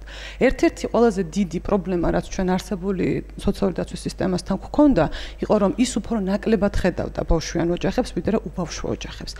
ანუ უფრო მეტი ალბათობა იყო იმისა, რომ იგივე ასაკით პენსიონერი, ან ცოტა სხვა კატეგორიის ადამიანი მოხვედრილი იყო ოჯახიანად, ვიდრე ისეთი, სადაც არიან ბავშვები. ეს ბევრი პირობებით არის გამოწვეული და შესაბამისად, როგორც ახლა აქ იყო საუბარი, ძალიან ბევრი კომპონენტი არის თვითონ იმ მეთოდოლოგიაში, რომელიც ითვლის საბოლოო ჯამში ფორმულას. ამიტომ ჩვენი აი ამ წუთას ახლა ბატონი გია სიტყვის ამაზე ალბათ შემდგომში რომ გვაქვს საუბარი რომ მოხდეს ამ ფორმულის რევიზია. ფორმულის რევიზიაში რა იგულისხმება? ანუ გაუმჯობესდეს ესე ვთქვათ უკიდურესი სიღარიბის იდენტიფიცირების შემთხვევები და მაქსიმალურად შეიზღუდოს გამორიცხვის და ჩარიცხვის შესთომები. იმიტომ რომ არ იყოს დამოკიდებული კონკრეტულ სოციალურ აგენტზე, ალბათ ესეც. ანუ სოციალური აგენტის საკითხიც არის, ან თვითონ განიხილება რა ფორმით და როგორ უნდა იყოს. იმიტომ რომ საბოლოო ჯამში ეს პროგრამა არის ესეთი პროგრამა, როდესაც ადამიანი თვითონ მიდის და თვითონ აცხადებს, რომ ის არის ღარიბი. სუბიექტური შეფასება სიღარიბის ხანდახან განსხვავდება ხოლმე რეალური შეფასებისაგან. სამწუხაროდ ეს ასეა. და სამწუხაროდ დღეს ქვეყანაში არ აქვს იდეალური სიტუაცია. და რაც არ უნდა კარგი მიზნობრივი სოციალური დახმარების პრობლემა იყოს, არ აქვს მნიშვნელობა რომ ქვეყანაში სამწუხაროდ ყოველთვის იქნება ესეთი შემთხვევები, რომელიც რაღაცა მიზეზის გამო ამ პროგრამაში ვერ ხვდება. პირადად მე მგონია რომ თუ შესაძლებელი გახდება მაქსიმალურად გადაიხედოს არსებული შეფასების სისტემა და შეიცვალოს ის როგორ აი განახლდეს იმისი იდენტიფიცირების ალბათობა, უფრო უკეთესად დავინახოთ უფრო შეჭირებული ოჯახები. ეს ერთი თემაა. მაგრამ მეორე თემა არის ის რომ ზოგადად მიდგომა სიღარიბის, ასე ვთქვათ, სოციალური დაცვის პროგრამების მიმართ არის ის, რაც ალბათ ასევე უნდა გადაიხედოს და ჩვენ ძალიან დიდი იმედი მაქვს რომ ესეც ესე მოხდება, იმიტომ რომ სახელმწიფოს უნდა გქონდეს კარგად განსაზღვრული პოლიტიკა. რას უნდა რომ მიაღწიოს მისი ამგვარი პოლიტიკის შედეგად. ეს არის საკმაოდ დიდი რესურსი. ეს არის ჩვენი გადასახადები და მათ შორის თქვენიც, ვინც ახლა ყველა აქ იმყოფებით, რომელიც საბოლოო ჯამში მიდის სახელმწიფო ბიუჯეტში და ხმარდება ისევ ჩვენ და ჩვენი კეთილდღეობისთვის. საქართველოში დღეს მიუხედავად იმისა, რომ ჩვენ რასაც ვხედავთ ძალიან მძიმეა, 2011-თან და 9 წელთან შედარებით უკიდურესი სიღარიბის მაჩვენებლები არის გაუმჯობესებული. იგივე სიტუაცია ჩვენ არ გვაქვს ბავშვებთან მიმართებაში. სახელმწიფომ წინა წელთან შედარებით საკმაოდ სერიოზული ინვესტიციები გააკეთა როგორც მიზნობრივი სოციალური დაცვის პროგრამაში, ასევე სხვა საპენსიო, ანუ თითქმის ყველაფერი გაიზარდა ასაკით პენსია, გაიზარდა სხვადასხვა ტიპის დახმარებები, გაიზარდა მიზნობრივი სოციალური დახმარება. მაგრამ მიუხედავად აი ამდენი ინვესტიციისა, ბავშვიანი ოჯახები მაინც რაღაცნაირად გვერდზე აღმოჩნდა. მოდით ახლა ბატონ გიას და ქალბატონ თეას ვკითხოთ, აი ზუსტად ამ ახალ სისტემასთან დაკავშირებით, რა ფორმულებზეა საუბარი და რის გაუმჯობესებაზე ვსაუბრობთ? ჩვენ უკვე სადღაც მესამე თვეა დავიწყეთ ამ ფორმულაზე მუშაობა. გაეროს ბავშვთა ფონდის დაინტერესება ზუსტად ის იყო, რომ მაქსიმალურად ბავშვთა უფლებები გათვალისწინებული იყო. ჩვენი დაინტერესება იყო, რომ ბავშვთა უფლებებთან ერთად ეს ფორმულა ცოტა მოძველებულია. ეს ფორმულა 2005 წლიდან მუშაობს. შესაბამისად უკვე საკმაო პერიოდი გავიდა და სჭირდება გარკვეული გადახედვები, მიუხედავად იმისა, რომ ბოლო წლებში რაღაც პატარ-პატარა ცვლილებები იყო. აქედან გამომდინარე, ჩვენი მთავარი პრიორიტეტი არის ამ ცვლილებაში ზუსტად ის, რომ რაც არის ჩარიცხვა, ამორიცხვა, რომ სწორედ იმ ადამიანებმა მიიღონ, ვისაც რეალურად საჭიროებენ სახელმწიფოსაგან მხარდაჭერას და ის ადამიანები, რომლებიც რეალურად დღეს შეიძლება არ საჭიროებდნენ და შემთხვევით არის გაპარული სისტემაში მინიმუმამდე დავიდეს. ამასთანავე ერთი კითხვა უნდა დაგისვათ აუცილებლად, ვინ კონკრეტულად ადამიანები, მე ადამიანებს გულისხმობ, იღებს ხოლმე გადაწყვეტილებას, მე მაინტერესებს ვინ არიან ეს ადამიანები, მე სახელებს და გვარებს არ გეკითხებით, უბრალოდ აი რა სტრუქტურაა და თუ არსებობს ასეთი სტრუქტურა, რომელიც საბოლოო ვერდიქტს გამოიტანს, რომ აი ამ ადამიანს მივანიჭოთ, აი ამ ადამიანს აი ეს მაინტერესებს, ვინ არის? ეს არის მარტივად კომპიუტერი, იმიტომ რომ ამ შემთხვევაში ხდება დეკლარაციის. აი რატომ არის კომპიუტერის ამ არადარჩენილი? იმიტომ რომ ლაპარაკი არის აქ რთულ ფორმულაზე, ხდება დეკლარაციაში, რაც არის ასახული იმ ინფორმაციის შეტანა და შესაბამისად რთული ფორმულით ხდება ქულის გამოყვანა საბოლოო ჯამში. შესაბამისად მეორე თემა, რომელიც ძალიან მტკივნეული არის, ასევე თუნდაც ის სუბიექტური მიდგომა სოციალური აგენტების, რომელიც რიგ შემთხვევაში შეიძლება სულაც არ იყოს ობიექტური, არის შემთხვევაში ძალიან ადამიანურიც იყოს, ყოველ შემთხვევაში ეს ფორმულას გარკვეულწილად შეიძლება ვთქვათ, რომ აფუჭებს და არ იძლევა რეალურ შედეგს. ჩვენ მაქსიმალურად გვინდა, რომ შემოსავლების კომპონენტები შემოვიყვანოთ უფრო აქტუალურად. რაღაცა კომპონენტები უფრო შემოსავლებზე იყოს დაფუძნებული, რაც დღეს ევროპული არჩევანია დასავლეთ ევროპის პირდაპირ კავშირში არის და მე დიდი იმედი მაქვს, რომ იგივე UNICEF-ის დახმარებით ფაქტობრივად ჩვენ ვფიქრობთ, რომ ზამთრის პერიოდში რაღაცა პრინციპებზე შევჯერდებით. ასევე არის ბავშვის ფაქტორებზე აუცილებლად არის აღსანიშნავი, რომ სოციალური აგენტების როლის გაძლიერება გვინდა მაქსიმალურად ოჯახებში, იმიტომ რომ სოციალური აგენტი არის დღესდღეობით ის ადამიანი, რომელიც ყველაზე ხშირად შედის თითოეულ თვეში ოჯახში და თუ გარკვეული პრობლემა არის, იქნება ეს ოჯახური ძალადობა, იქნება ეს ბავშვის უფლებების უგულყოფა, მაქსიმალურად ეს ინფორმაცია გამოვიტანოთ ოჯახიდან და მაქსიმალური რეაგირება მოვახდინოთ. სოციალური აგენტებიც საჭიროებენ გარკვეულ განვითარებას, კონტროლის მექანიზმები უფრო დასახვეწია და ეს ინფორმირებულობა მოსახლეობისადმი მაქსიმალურად გასაზრდელია, იმიტომ რომ გარკვეულ შემთხვევაში უბრალოდ მარტივი გაუგებრობის გამო ხდება გარკვეული შეჩერებები ან თუნდაც უკმაყოფილება, სამართლიანი უკმაყოფილება მოსახლეობის მხრიდან. ახალი ფორმულით მოხდება თუ არა ძველი кейსების გადახედვა? აუცილებლად, ანუ ყველა ეს 435,000 ადამიანი ახალი ფორმულით გაივლის. ამ შემთხვევაში ლაპარაკი გვაქვს 145,000 ოჯახზე, რა თქმა უნდა, ეტაპობრივად ყველას გადახედვა მოხდება. ნინო, მე მაინტერესებს თქვენი მოსაზრება აი ამ ახალ სისტემასთან დაკავშირებით, რამდენად თქვათ თქვენი რეკომენდაცია იქნება თუ არა და ეთანხმებით თუ არა რომ ახალი ფორმულა არის შესაძლებელი და რამდენად თქვათ ჩაერთვებოდით ამ პროცესების გამართვაში? რა თქმა უნდა, პროცესებში ჩვენი ორგანიზაცია ჩაერთვება, თუმცა ჩვენი რეკომენდაციები ალბათ უფრო მე როგორც უსახკარობის პროექტიდან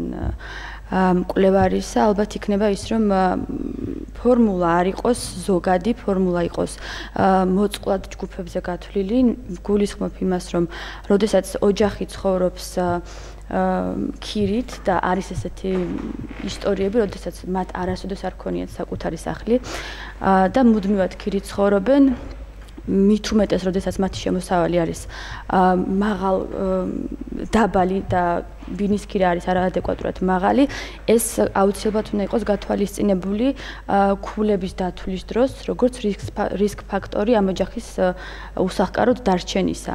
და ეს ოჯახი არ უნდა ფასდებოდეს იგივე ფორმულით, რა ფორმულითაც ფასდება თქვათ ის ოჯახი, რომელსაც ეს რისკი არ აქვს. ნაკლები აქვს. სხვათა შორის კი გაძლევთ ახლა ეს სიტყვას. მე კიდევ ერთი რამ მინდა ჩემი მხრიდან ვთქვა, აი თქვათ არსებობს ესეთი მომენტი, როცა ვიღაცამ საქველმოქმედო მისი, თქვათ მისით მივიდა და აჩუქა სარეცხი მანქანა, აჩუქა ტელევიზორი და აი ამ საჩუქრების შემთხვევაში ეს ადამიანები კარგავდნენ შანსებს რომ მიეღოთ დახმარება. 2010 წელს როცა გადაიხედა ბოლოს ფორმულა, იქ გაჩნდა სპეციალური ჩანაწერი, რომ თუ კი ნაჩუქარი ნივთი არის რომელიმე ორგანიზაციის მიერ, ეს იქნება საჯარო სამართლის იურიდიული პირი, ადგილობრივი თვითმმართველობის ორგანო, საგანმანათლებლო დაწესებულება, ამის მიერ ნაჩუქარი და დოკუმენტურად დადასტურდება, რომ ის არის ნაჩუქარი, ის არ გაითვალისწინება ხანგრძლივი მოხმარების ნივთების ჩამონათვალში.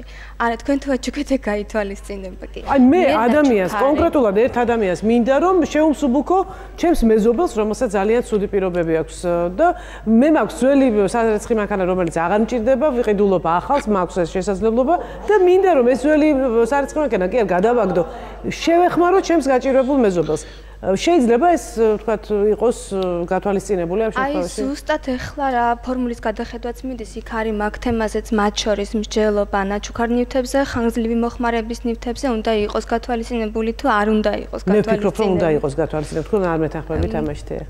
ამ შემთხვევაში დავამატებ, იმიტომ რეალურად სამთავრობო და არასამთავრობო სექტორი, რომელიც არის ძირითადად ამ შემთხვევაში საჩუქრების გამცემი ორგანიზაციები გათვალისწინებულია. წინააღმდეგ შემთხვევაში ჩვენ გადავარდებით მეორე უკიდურესობაში, რომ რეალურად რომელ ოჯახში შევალთ, ყველა ნივთი აღმოჩნდება უცებ მეგობრის და მეზობლის ნაჩუქარი. თუ ვინმეს გაქვთ შეკითხვები, თქვენ შეგიძლიათ კი, შეგიძლიათ დასვათ შეკითხვები. ახალი ფორმულა ითვალისწინებს თუ არა იმ დევნილთა პრობლემებს, რომლებიც სუსტად აი ასე უსახკაროდ დარჩენილები ან შეჭრილები, როგორც გვეუბნება სახელმწიფო არიან. აი ითვალისწინებს თუ არა. მე შემიძლია გითხრათ, რომ დღევანდელ ფორმულაში დევნილის სტატუსი არის საკმაოდ კარგად გათვალისწინებული, იმიტომ რომ ნებისმიერ კატეგორიაზე იქნება ეს ბავშვი, შეზღუდული შესაძლებლობის მქონე პირი, ხანდაზმული თუ ასე შემდეგ, თითქმის ორჯერ მეტი წონა აქვს, ვიდრე ნებისმიერ სხვა კატეგორიას. შესაბამისად, თანაბარ პირობებში ფაქტობრივად დევნილმა რაც მაგალითი მოვიყავი, შეიძლება საკმაოდ შემოსავალი კონდეს და სიღატაკის ზღვარს აღმოჩნდეს, როდესაც სხვა კატეგორიის მოსახლეობას იგივე შემოსავლით 500,000 ყველაზე მეტი კონდეს. გისმენთ. აი, ბატონ გიორგის მიმართავ და ქალბატონ თიას მიმართავ. ამგენმა ძალიან კარგად იციან, რამდენჯერ არიან ნამყოფები კარდიოლოგიის ინსტიტუტში, მე სულ იქა ვარ. იციან როგორ ვცხოვრობ. ბატონ გიორგისთან ვიყავი და უთხარი, რომ ბონდო მაისურაძემ, რომელმაც იმ აგენტმა დაწერა ჩემზე, რომ 600 ლარით ვიღაცა მეხმარება. საჩივარიც დავწერე ჯანდაცვაში. აი, რატო არ რეაგირებენ? ან იმ ბონდო მაისურაძეს რატო არ ნახულობენ? ან მე რატო მიმტკიცე, რითი მიმტკიცებენ, რომ მე 600 ლარით მეხმარებიან? რომელიც შაქარი მაქვს და ამის ყიდვის საშუალება არ მაქვს. ესევია რომ შაქრიანმა? ქალბატონ თეა, შეგიძლიათ პასუხი გასცეთ ამ ბატონო გიორგი? კი, ქალბატონიას რა თქმა უნდა, კარგად ვიცნობ, ჩვენ არაერთხელ შევხვედრივათ ერთმანეთს, რაც შეეხება შაქრიან დიაბეტთან დაკავშირებით, ჯანდაცვის სამინისტროში არის პროგრამა და მე არ ვიცი თქვენ თუ სარგებლობთ ამ პროგრამით. ინსულინთან დაკავშირებით და რაც შეეხება კონკრეტული სოციალური აგენტის პასუხისმგებლობას, რატომ დაწერა, საიდან ქონდა ეს ინფორმაცია, ეს ზუსტად სოციალური მომსახურების სააგენტომ უნდა გააკეთოს. შესაძლებელია რეაგირება უკვე დაწყებული, უბრალოდ ის ხომ ვალდებულია დაადასტუროს ის რაღაცა. მე ვიყავი იქ. ამ შემთხვევაში გამაგზავნეს ბატონ ქალბატონოია, მაშინ ბოლომდე გავხსნათ კარტები, ამ შემთხვევაში არის ლაპარაკი, როდესაც 600 ლარი წლიურ შემოსავალზე თქვენ დაგიფიქსირათ სოციალურმა აგენტმა და თქვენ გადაცემის დასაწყისში თქვენ თვითონვე ახსენეთ, რომ გარკვეული შემოსავლები თვის განმავლობაში გაქვთ. შესაბამისად ლაპარაკი არის თვეში 50 ლარზე და მე მგონი თქვენ თვითონ დაადასტურეთ, რომ გარკვეულ თანხებს თვის განმავლობაში ღებულობთ. იმიტომ ღებულობ, რომ სახლებს ვალაგებთ. ეხლა ვიღაცა 10 ლარი მოვცა. ერთი თვე რო არ იყოს ის სახლის დალაგება რა ვკნა მე? აი ზუსტად მაგი რაც უთხარით სოციაგენტს, მაგი დაგიფიქსირა თვეში, კვირაში. ნათესავი მეხმარება, სახლის დალაგება ნათესავის მეხმარება არის? უკაცრავად არ ვიცოდი თუ ესე ძალიან სახლებს ვიძალაგებ. სხვათა შორის, აი ესეც საინტერესო თემაა, როდესაც თქვა ერთი წამით ქალბატონია, როდესაც თქვა შეუძლია ადამიანს ერთი თვე რაღაცა შემოსავალი მოიპოვოს თავისი შრომით, მაგრამ შემდეგ თვეში შეიძლება შემოსავალი აღარ იყოს. აი ამ შემთხვევაში შეიძლება თქვა რაღაცნაირად უფრო ლოიალური იყოს კანონი ამ ადამიანების. ამ შემთხვევაში შეკითხვა სოციალური აგენტი კონკრეტულად დაუსვავდა შეკითხვას, რომ თვის განმავლობაში გარკვეულ საქმიანობას თუ ეწეოდა, რომელიც შემოსავლების სამსახურიდან ჩვენ ინფორმაცია არ გაგვაჩნია. თუ ქალბატონია იგივე ინფორმაციას მიაწვდიდა, რაც დღეს გადაცემაში თქვა, რომ გარკვეულ შემთხვევაში ის გარკვეულად ეხმარება პადეზდის დალაგებაში, სხვადასხვა ბინების დალაგებაში და ასე შემდეგ, მიახლოებით ეს იქნებოდა სადღაც 40-45 ლარი, რაც ავტომატურად საშუალო რომ გამოეყვანა წლის განმავლობაში გაამრავლო 12-ზე და გამოვიდა 600 ლარი. ეხლა ერთ ადამიანს აქ დავუშვათ 45 ლარი. როგორ შეიძლება ის 45 ლარი მთელი თვის მანძილზე ეყოს? აი როგორ უნდა ეყოს? ქალბატონო, აქ ყოფნა დაუხვეს არა აქ ეგა რა, არც არ არის ლაპარაკი. ამგვარად არა აქ არა. მე ერთი რამე მაინტერესებს, აი როდესაც ადამიანი შედის ქირით ბინაში, ის აგენტი რომ მიდის და ქულას რომ უნიშნავს, აი ეს ნივთები, რომელსაც ეკუთვნის იმ ბინის პატრონს, რატო ანიჭებენ იმ პიროვნებას, ვინც უნდა მერე ისარგებლოს აი ქირით შედის. ერთი ეს შეკითხვა. მეორეს აი ამ ჯერ გასცეს პასუხი და ჩვენ რო ჩავხედოთ დეკლარაციას, იქ ცალსახად ავეჯის თემა არ ფიგურირებს. იქ არის ლაპარაკი ტექნიკაზე. ყოველ შემთხვევაში აქ არის პლაზმურ ტელევიზორზე, აქ არის უცხოური წარმოების სარეცხ მანქანაზე, აქ არის ლაპარაკი გამათბობელზე. შესაბამისად, სხვა ავეჯზე იქ შეიძლება ჩაიწეროს ან ცუდი მდგომარეობა, ან ნორმალური, რომელსაც დიდი ყოლა არ აქვს. ყოველთვის იწერება თუ არის ლაპარაკი, მე გეტყვი, თუ პატრონის არის, თუ სახლის პატრონის არის. პლაზმური ტელევიზორი პატრონმა დაუწერა, ამ შემთხვევაში მაქშინ არის ან ვიღაცის ნაჩუქარი უნდა იყოს, რაც დადასტურდეს, რაც წინა შემთხვევაში გამოყვანეს. მასეთი კეთილმოწყობილები ისეთი ძვირი იქნება, რომ ვერ შეძლებს სოციალური შიგ-შესვლას. გასაგებია, მაგრამ ეს შეიძლება თუ არა ჩავთვალოთ თქვა ხარვეზად და შეიძლება თუ არა ახალ ფორმულაში ეს უფრო უკეთესად იყოს დახვეწილი. ამ შემთხვევაში, ეხლა ლოგიკაზე რო წავიდეთ, არ ამგონია სოციალურად დაუცველი ბინას რო იქირავებს, იმ ბინაში პლაზმური ტელევიზორი დახვდეს. ლოგიკურად კი. მეორე ეს ქალბატონი აქ რო ბრძანდებოდა ბავშვთან ერთად და წავიდა, მისი პრობლემაც მინდა გაგაცნოთ. კი ბატონო. მისამართი არ შეუცვლია ამ ქალბატონს, არის უაღრესად გაჭირვებული, უბინაოდ არის დარჩენილი და იყო პადვალში 5 კვადრატულ ტერიტორიაზე, რასაც არ გაჩნდა არანაირი არც ძველი წერტილი და არც არაფერი და გადავიდა მეზობლებთან კედლის იქით. 7 კვადრატულში გაფართოვდა, ასე რომ ვთქვა, 7 კვადრატულში გადავიდა და ამის გამო საერთოდ მოუხსნიათ ამ ქალბატონისთვის სოციალური. აი მაგის გამო იყო ზუსტად რომ ამ ქალბატონის და 8 წლის ეს ქალბატონი და დამოკიდებული იყო აი ამ ელემენტარულ შემწეობაზე, ოფელია არჯევანიძეა.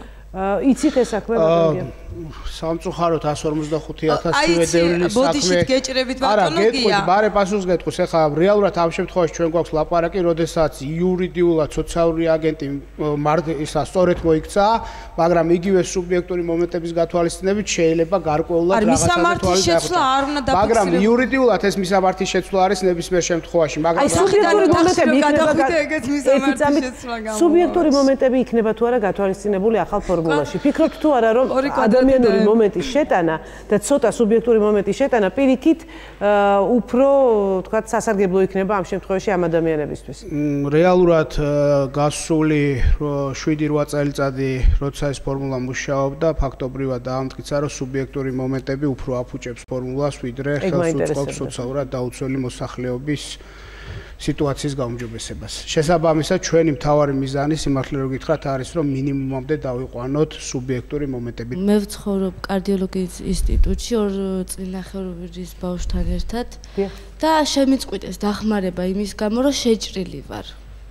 მივედი ბატონ გიორგი კაკაჩიასთან დასახმარებლად და მითხრა, არანაირი დახმარება არ დაგენიშნებათ, აგენტიც არ მოვა, აგენტს არ აქვს იმის უფლება, რომ ჩემამდე მოვიდეს და მე ჩემი გასაჭირი და ჩემი პრობლემა გავაცნო და არ მაქვს იმის უფლება, მე კანონირო დავარღვიე, რომ სოციალური მქონდეს და მე ბატონ გიორგისთან მაქვს შეკითხვა, მარტო ჩემზე მოქმედებს ეს კანონი? აი ხო, ეს ძალიან მწუხოა, რომ კონკრეტული შემთხვევების განხილვა გვიწევს აქ, მაგრამ რახან კონკრეტული შეკითხვა დაისვა, კონკრეტული პასუხიც უნდა გაიცეს ალბათ.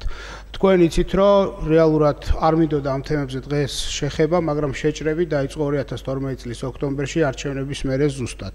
ამ თემას თავი გავანებოთ, ჩვენ სახელმწიფომ გარკვეულ პერიოდში თვალი დახუჭა, მაგრამ თუნდაც ის რო არ წაგვეხალისებინა ჩვენ გარკვეული შეჭრები ახლიდან 2013 წლის 1 ივნისიდან ახალი შეჭრილი ვინც კი გაჩნდებოდა შეჭრილ ტერიტორიაზე მას სოციალური დახმარება აღარ დაენიშნებოდა. ეს კანონით არის განსაზღვრული? კი, მთავრობის დადგენებით არის განსაზღვრული. ძველებს ეს უფლება შენარჩუნებული აქვს. ძველ ოჯახებში თუ მოხდება გარკვეული ცვლილებები, შესაბამისად ეს აისახება დეკლარაციაში, ეს იქნება პოზიტივისკენ თუ არყოფისკენ ნებისმიერ შემთხვევაში, მაგრამ იმ პერიოდიდან ნებისმიერ დაწესებულებაში, რომელსაც ყავს მესაკუთრე, ის მესაკუთრე აკეთებს შეტყობინებას სოციალური მომსახურების სააგენტოში და ახალი შეფასება შეჭრილზე არ ხორციელდება. ქალბატონი არის როგორც მახსოვს 3-4 თვის წინ შესული იმ შენობაში. შესაბამისად, უკაცრავად, ძალიან ბევრს როცა დაუფიქსირეს მაღალი ქულა და მე აღმოჩნდა რომ თურმე შეეშალათ ეს, ხო? ან არც აღიარეს. იმათთანაც აღარ მოდის უკვე ეს სოციალურების აგენტები, იმიტომ რომ ჩვენ კორპუსზე საერთოდ აბსოლუტურად არც კანალიზაციას არ გვაქვს, ჩვენ არ მოგმართოთ, ოღონდ თქვენ არ მოგმართოთო. და მე მაინტერესებდა ხა ნეტავი ყველა კორპუსზე მას ეხდება შეჭრილებზე თუ მარტო მხოლოდ ჩვენთან. მე თუ შეიძლება ერთ რაღაცას ვიტყვი, ხა ცოტა კიდევ ერთხელ მინდა გავიმეორო რა, სოციალური დაცვის სისტემა არ ეხება მარტო უსახლკარო ადამიანებს. ძალიან გთხოვთ ახლა ამ აქ ვინც არიან წარმოდგენილი, უმეტესად თქვენ ეს პრობლემა გაწუხებთ. ძალიან ბევრი სხვა ადამიანია, ვინც ზუსტად იგივე ან კიდე შეიძლება უარესი მდგომარეობაში არის. მე ხა მესმის, მე არ მინდა რომ ვინმეს მდგომარეობა დავაკნინო ან პირიქით. ერთი რაღაცა მინდა გითხრათ, უბრალოდ იცოდეთ თქვენი უფლებები. ნებისმიერ შემთხვევაში, როდესაც თქვენ რამე პრობლემა გაქვთ, გასაჩივრება ყოველთვის შეგიძლიათ. აი თქვენი შემთხვევა, თქვენ თქვით რომ აღარ დაბრუნებულ ხართ და არ გაგისაჩივრებიათ. თქვენ უნდა გამოიყენოთ ეს უფლება. ну გასაჩივროთ, არის სასამართლო გზა, არის კანონიერი გზა და გამოიყენეთ, რატომ არ იყენებთ? ჩემი გოგო თუმცა რატომ უნდა გაკეთოთ რაღაც? ისა, ჩემი გოგო, მე რო გავასაჩივრე რა მივიღე? ну ეს ორჯერ გავასაჩივრე და პირდაპირ სახელი ბონდო მაისურაძე. ორჯერ გავასაჩივრე, არავითარი პასუხი უნდა გაგცეთ ქალბატონო პასუხი. არ მოსულა ბონდო მაისურაძე და არ თქვია რატომ მიჩივრე. ამაზე ალბათ პასუხი უნდა გაგცეთ შესაბამისმა უწყებამ. აი რა ხნა რო გავასაჩივრე რა სახელმწიფო უნდა იყოს ვალდებული რომ გასცეს პასუხი ადეკვატური ადამიანს, რომელსაც აქვს გასაჭირი. ფაქტი არის ერთი, რომ სახელმწიფო აღიარებს იმას, რომ არის გარკვეული ხარვეზე პროგნოზები, რომელსაც გამოსწორება ჭირდება. მე ვიმედოვნებ, რომ ჩვენ ახალ სეზონზე, ანუ სექტემბრიდან აუცილებლად დაუბრუნდებით ამ თემას და ის ახალი ფორმულა, რომელიც არის შემუშავებული და როგორც ბატონმა გიამ თქვა, აბსოლუტურად ყველა შემთხვევა იქნება თავიდან განხილული. მე იმედი მაქვს, რომ ეს გარკვეულად შეცვლის სურათს. ყოველ შემთხვევაში ჩვენ სექტემბერში აუცილებლად შევიკრიბებით და ვისაუბრებთ ამაზე. ახლა კი მე მინდა ქალბატონ ეკატერინე ამაშუკელს გამრეკელს მაპატიეთ, გამრეკელს დაუთმო სიტყვა და მან თვითონ მოგვიყეს თავისი ისტორია. ის დღეს ჩვენთან არის სტუმრად. ეკატერინე, უღრმესი მადლობა მობრძანებისთვის. ჩვენ წერილი მივიღეთ რედაქციაში. მე ახლა რა თქმა უნდა ამ წერილს მე თვითონ არ წავეკითხავ. ეკატერინე, მე თქვენი მაგალითიც მინდა აუცილებლად რომ გავაგებინოთ ჩვენ სტუმრებს. ჩემი მაგალითი ის არის, რომ აი ვარ შეზღუდული შესაძლებლობის მქონე პირი, ჩანს კიდევაც და გვაქვს ასევე კომპიუტერი, რომელიც ბიძა შემომაჩუქა და საერცხი მანქანა, რომელიც ბინის გაყიდვის შემდეგ, ანუ ქონდა ვალები, ბინის გაყიდვის შემდეგ შემოვიტოვეთ რაღაცა თანხა და ვიყიდეთ საერცხი მანქანა, იმიტომ რომ აღარ შეეძლოთ უკვე არც დედაჩემს, არც ბებიაჩემს ხელით რეცხვა. ეხლა თქვენ სახლში ცხოვრობთ თუ ქირით ხართ? ქირით ვართ და მუშაობს მხოლოდ მამაჩი. მიგიმართავთ სოციალური იცით რა იყო? ეხლა ამ ბოლო წლებში არ მიგვიმართავს, მაგრამ როცა მიმართეთ, არა, უბრალოდ სოციალური მუშაკი მოდიოდა, რაღაცა მასაკეთებდა აღრიცხვას კი და მაგან გითხრა რომ არ არსებობს ეგეთი რამე, თქვენ არ მოგცემენ დახმარებასო და ამიტომ ჩვენც ტყუილად მიხვალთო უბრალოდ რა და ჩვენც თქვენს ოჯახს ახლა ჭირდება სოციალური დახმარება. თქვენ თქვით რომ მამა მუშაობს ხო? თქვენ გჭირდებათ მარტო მამა მუშაობს, დედამ ოპერაცია გაიკეთა და მუშაობა არ შეიძლება მისთვის. ბებო ხანში შესულია და ძმა მყავს, იმასაც რკინები აქვს ფეხებში და ფიზიკური სამუშაო არ შეუძლია, ანუ ვერ მუშაობს. ბატონ გია, რისი გაკეთება შეიძლება ამ ოჯახისთვის? ერთი ჩემთვის გასაკვირია ეს სოციმუშაკი საერთოდ საიდან გაჩნდა და ეგეთ რეკომენდაციებს რატო იძლევა. მეორე, აქ ვინც არის, ალბათ ყველამ კარგად იცის, რომ განაცხადის შევსება არის უმარტივესი ფორმა, როდესაც იწერება მხოლოდ ოჯახის წევრების სახელი, გვარი და პირადი ნომერი, მეტი არაფერი და ამის შედეგად ხორციელდება სოციალური აგენტის ვიზიტი. ნებისმიერ შემთხვევაში თქვენ შეგეძლოთ ყველაზე ცოტა მაინც გაგერისკათ. დანარჩენი რაც შეეხება, იცით რა არის, ჩვენ ვლაპარაკობთ ზოგადად იმ ქვეყანაში, რომელიც ფეხზე დგება, მაგრამ დღესდღეობით სოციალურ-ეკონომიკური სიტუაცია არ არის ისეთი, როგორიც თუნდაც აღმოსავლეთ ევროპის ქვეყნებში. ჩვენ ვაღიარეთ ევროპული ვალდებულებები და ზოგადად ასოცირების ხელშეკრულებაზეა ლაპარაკი და ეს ნიშნავს იმას, რომ ჩვენ მივდივართ ევროპულ სოციალურ სისტემაზე, რაც ნიშნავს ბევრი ახალი დახმარებების შემოღებას. მაგრამ ამას ყველაფერს სჭირდება დრო. შესაბამისად, თითეული ოჯახი არის ამ შემთხვევაში ინდივიდი, რომელსაც აქვს თავისი საჭიროებები. კონკრეტულად ერთ ოჯახში შეიძლება ზუსტად ის 60-ლარიანი დახმარება რაღაცას ნიშნავდეს, მაგრამ მეორე ოჯახში შესაძლებელია გარკვეული სხვა ტიპის სერვისების ჩართულობა უფრო მნიშვნელოვანი იყოს. ამ შემთხვევაში მაშინ ჯობია უფრო ჩვენ კონკრეტული საჭიროებები გავიგოთ ამ ოჯახიდან, თუ როგორ შეგვიძლია და რანაირად დავეხმაროთ. იმიტომ რომ თუნდაც იმ 5 სულზე მიღებული 300 ლარი, ამ შემთხვევაში უხეშად რო ვთქვა, სოციალური დახმარების სახით შეიძლება არ იყოს ადეკვატური თუნდაც სარეაბილიტაციო მომსახურების, რომელიც თვეში შეიძლება 350 ლარი ჯდებოდეს. ყოველ ამ შემთხვევაში ინდივიდუალური საჭიროებიდან უნდა გამოვიდეთ და გამოსაზღვროთ თითოეულ შემთხვევაში. სწორედ ამიტომ მინდა მიმართო ახლა ეკას. ყველაზე მეტად თქვენ რა გჭირდებათ ახლა? ნუ ქირის ფული ძალიან საშინელი გადასახდელია და შესაბამისად მარტო მამა შემუშავობს და ისიც ისე არ ყოფნის, როგორც საჭიროა. და რა ვიცი, რა გითხრათ. მაინტერესებს რეალურად ქუჩაში მაცხოვრებლებზე არის გათვლილი. ეს ვიზე, კარდონებზე რო ძინავ და წებოს რო ყნოსავენ, მაგ მდგომარეობამდე უნდა მივიდეთ ჩვენ რომ თავშესაფარი მოგცენ? არ ვიცი, მოდით ჩავთვალოთ ეს ბოლო შეკითხვა ბატონო, უპასუხეთ ამ შეკითხვას და უნდა დავამთავროთ, იმიტომ რომ საეთერო დრო ამოიწურა. ბოლო იმ ახალ პროექტთან დაკავშირებით ვიტყვი, ის პროექტი, რომელიც არის გათვლილი ლილოს მდებარე ტერიტორიაზე და არის ძალიან ისეთ მწირ შესაძლებლობაზე, კი ბატონო, ეგ მესმის, მაგრამ დანარჩენებმა, ვინც ვართ შეჭრილების სიტყვაზე და ვინც დროებით თავს ვაპარებთ ამ ჭერს, რომ წვიმა არ გვაწვიმს და ნუ უშუქობაც, უწყლობაც შეიძლება კიდე გასაძლისი გახდეს, მაგრამ კუჩაში ყოფნას და კარტონებში ყოფნას ჯობია ყველაფერი, ხო? და ბავშვები რაღაცნაირად რო აღზარდოს რაღაცა ადგილზე მაინც. და იმასაც რო ართმევენ ადამიანს, აი თუ შეიძლება რა ხდება იმ პროექტებთან დაკავშირებით, იმად გარდა აი ამ ხალხმა რა ვქნათ, სად წავიდეთ და რა გველოდება. თქვენ გჯერათ 435,000 რო ბრძანეთ რო გაჭირვებული ადამიანიაო, სოციალურ დაუცველი, ესეც არ არის საქმე. ბევრი აგენტი საცობდაობას ჩადის იქიდან გამომდინარე, როცა მე უსაკაროს მომანიჭეს 25,000 და ჯიპიანები და BMW-იანებს 1000 ქულები აქვს და შეჭრილები არიან ჩვენივე გაუბედურებული ხალხის ხარჯზე, გადაამოწმონ, ამას ვითხოვ. აი ბებო, გვერდზე მიზის ბებო, გაუბედურებული საწყო ვირთხებში ვართ ხალხო. ვირთხებში ცხოვრობ, ლაბის დავიმეგობდნენ. არანაირი ანტისანიტარია ჩვენთან. არაფერი. ქულებზე რო ლაპარაკობთ, არა, უნდა ყველა აგენტი ყველანაირად უნდა გაიშიფროს. თქვენ იცით სასადილოში რა ხდება? ჯიპიანი ხალხი ახალგაზრდა ხალხს მოყავთ მოხუცებულები, რომელსაც აქვს მინიჭებული 10,000 ქულა, 12,000 ქულა, ჩამოყავთ ეს მოხუცებული ხალხი სასადილოში, ბოდიში ამ სიტყვაზე და ულუფას და ძალიან ცუდ საჭმელებს იმაშვებიან, აკეთებენ ზოგ-ზოგიერთი სასადილოების გარდა. ჩასვავენ ამ მოხუცებულებს, გააქანებენ თავიანთ სახლებში და წარმოიდგინეთ სოციალურ დახმარებას. იღებენ ჯიპი. ძალიან ბევრია. ბატონი გია ძალიან კარგად არის საქმის კურსში. მე სადაც კი ვახსენე უსახკარო, ვახსენე ორი კატეგორიის უსახკარო. უსახკარო, რომელიც ქუჩაში ცხოვრობს და უსახკარო, რომელსაც სახლი არ გააჩნია და დროებით სადღაც არის შესული.